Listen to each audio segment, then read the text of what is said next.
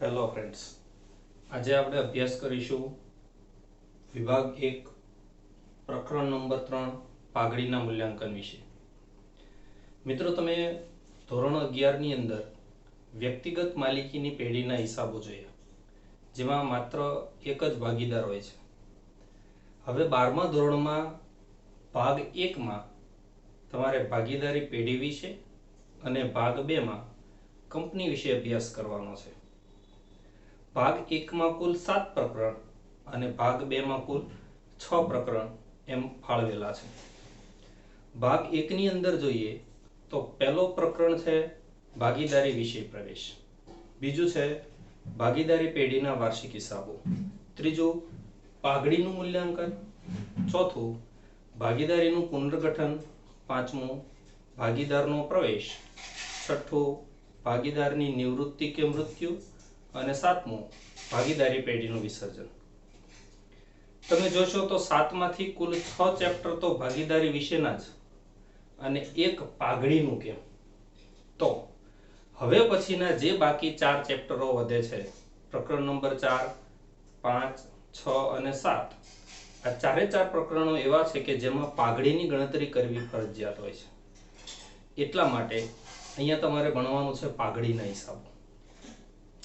પાઘડીના હિસાબોમાંથી બોર્ડની પરીક્ષામાં કુલ 3 પ્રશ્નો પૂછાય.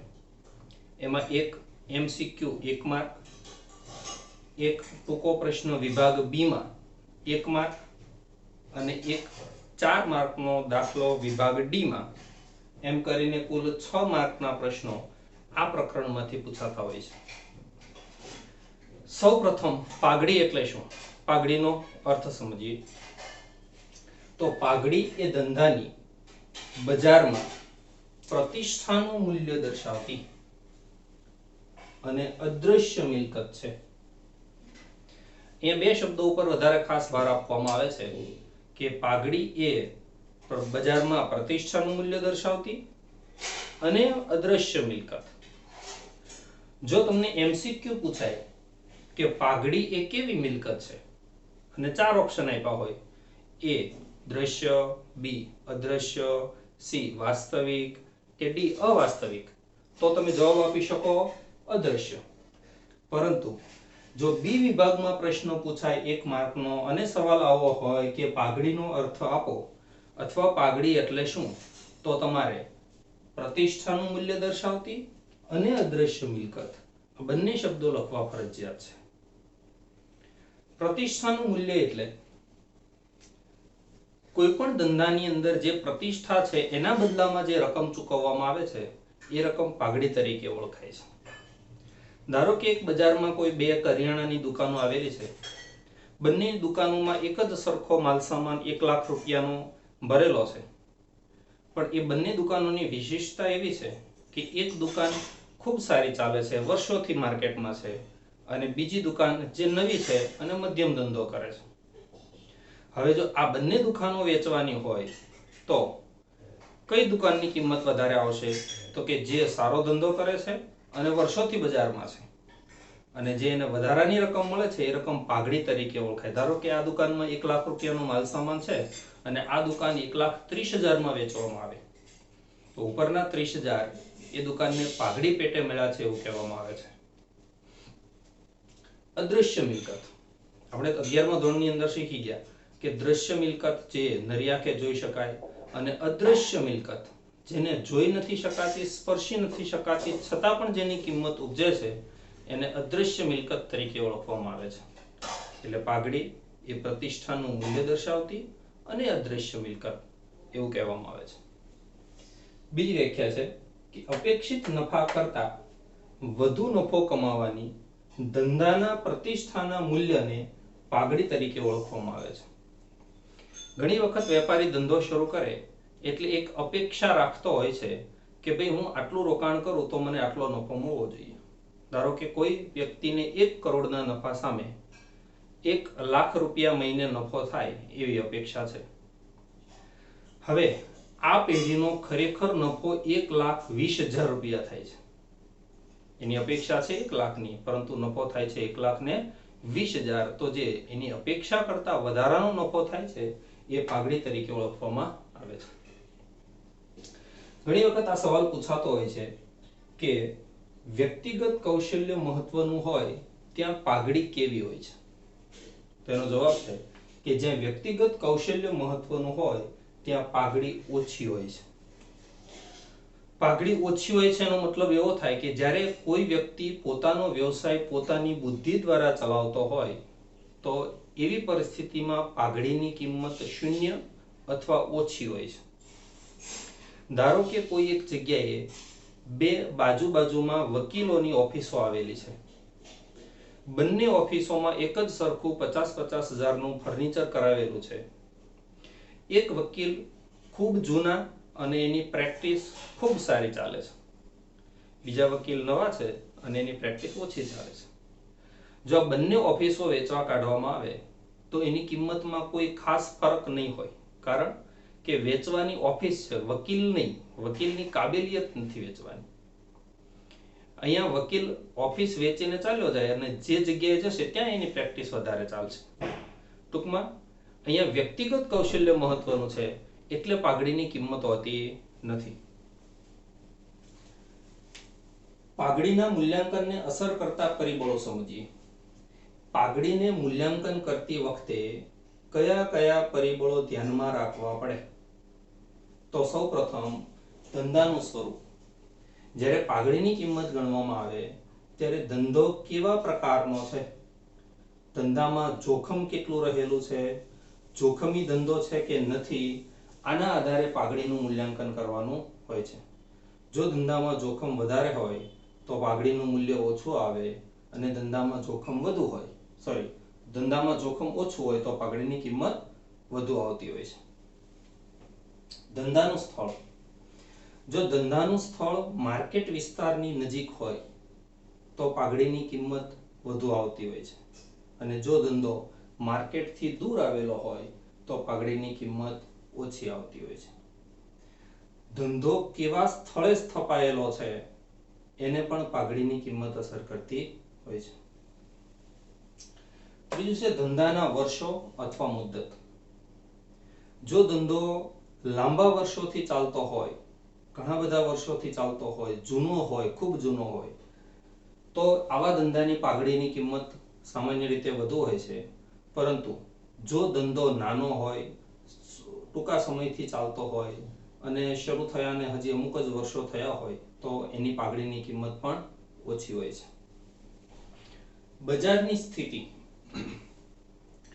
ધંધાની બજારમાં સ્થિતિ કેવી છે? ઘણા ધંધાની બજારમાં સારી એવી પકડ હોય છે. જો આવી ઇજારા જેવી પરિસ્થિતિ હોય તો એવા ધંધાની પાઘડીની કિંમત વધુ આવે છે. પરંતુ જો ધંધાની અંદર ખૂબ હરીફાઈ હોય, ધંધાની બજારમાં કોઈ પકડ ન હોય તો આવી ધંધાની પાઘડીની કિંમત ઓછી હોય છે. સંચાલકોની કાર્યક્ષમતા. છેલ્લે તો ધંધો સંચાલકોની કાર્યક્ષમતા ઉપર જ આધાર રાખતો હોય છે. જે ધંધાના સંચાલકો ખૂબ કાર્યક્ષમ હોય એવા ધંધાની પાઘડીની કિંમત ઊંચી હોય છે અને જે ધંધાના સંચાલકો ઓછા કાર્યક્ષમ હોય, આળસુ હોય, જે કામ નથી કરતા, તો એવા ધંધાની પાઘડીની કિંમત ઘણી ઓછી આવતી હોય છે. અન્ય ખાસ લાભ. ઘણી વખત ધંધા પાસે કોઈ ખાસ પ્રકારના પેટન્ટ, કોઈ ખાસ પ્રકારનું સોફ્ટવેર, આવી કોઈ અદૃશ્ય મિલકત હોય છે. તો આવી અદૃશ્ય મિલકતનો લાભ ધંધાને વખતો વખત મળતો હોવાના કારણે આવા ધંધાની કિંમત ઊંચી આંકવામાં આવે છે એટલે એની પાઘડી પણ આપોઆપ ઊંચી દેખાય છે. તો આ હતા પાઘડીના મૂલ્યાંકનને અસર કરતા પરિબળો. જ્યારે પણ પાઘડીનું મૂલ્યાંકન કરવાનું હોય ત્યારે ધંધાનું સ્વરૂપ, સ્થળ, મુદ્દત, સ્થિતિ, સંચાલકોની કાર્યક્ષમતા કે અન્ય લાભો અસર કરતા હોય છે. હવે આપણે સમજીએ પાઘડીના મૂલ્યાંકનની જરૂરિયાત. પાઘડીનું મૂલ્યાંકન શા માટે કરવું પડે? જો પાઘડીનું મૂલ્યાંકન ન કરવામાં આવે તો ન ચાલે. પાઘડીના મૂલ્યાંકનને જરૂરિયાત એટલા માટે ઉદ્ભવે કે ભાગીદારોના નફા નુકસાનના ફાળવણીના પ્રમાણમાં ફેરફાર કરવાનો હોય. ધારો કે બે ભાગીદારો છે, સરખો નફો વહેંચી લે છે 50-50%. હવે આ બંનેમાંથી કોઈ એક ભાગીદાર ઓછું રોકાણ અથવા ઓછું કામ કરવાનો છે અને બીજો વધુ રોકાણ ને વધુ કામ કરવાનો છે, તો એવી પરિસ્થિતિમાં બંનેના નફા નુકસાનનું પ્રમાણ પણ બદલવું પડે. હવે ધારો કે આ નફા નુકસાનનું પ્રમાણ બદલીને 60% અને 40% કરવામાં આવે. પહેલા નફા નુકસાનનું પ્રમાણ હતું 50-50% એટલે 1:1, અને હવે નફા નુકસાનનું પ્રમાણ બદલીને કરવામાં આવે છે 60% અને 40%, એટલે પ્રમાણ થશે 3:2. એ અને બી ભાગીદારો હોય અને નફા નુકસાનના પ્રમાણમાં 1:1 માંથી બદલીને 3:2 કરવા માંગતા હોય, તો જે ભાગીદાર અહીંયા લાભ લેનાર છે એને પેલા લાભ આપનાર પાસેથી અમુક પાઘડી પેટે પણ રકમ લેવી પડે.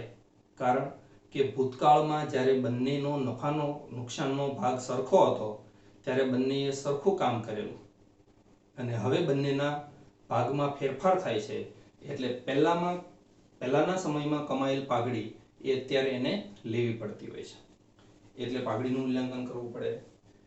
બીજું, નવા ભાગીદારનો પ્રવેશ થાય ત્યારે ધારો કે કોઈ બે ભાગીદારો વર્ષોથી ધંધો ચલાવે છે, ધંધાએ સારી એવી પ્રતિષ્ઠા ઊભી કરી છે, અને હવે અત્યારે ત્રીજા ભાગીદારને દાખલ કરવાનો થાય છે, તો એ ત્રીજા ભાગીદારને હવે જે નફામાં લાભ મળશે એ નફો એ ભૂતકાળમાં કમાયેલ પાઘડીના આધારે મળવાનો હોય છે.